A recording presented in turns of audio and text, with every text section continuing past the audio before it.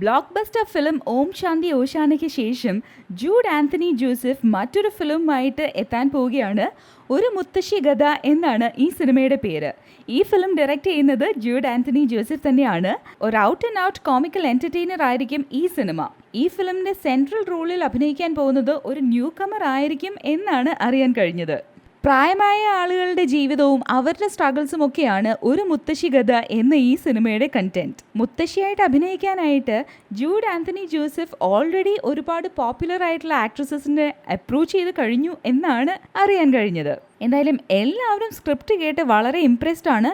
പക്ഷേ ഒരു old lady ആയിട്ട് ഓൺ സ്ക്രീനിൽ എത്താനായി പലരും മടി കാണിക്കുന്നുണ്ട്.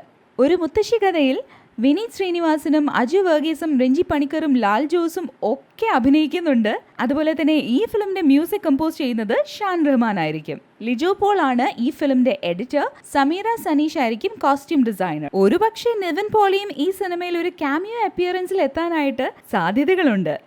വിശിഷ്ടാതിഥികൾ ശ്രീ ഡേവിഡ് പോളി,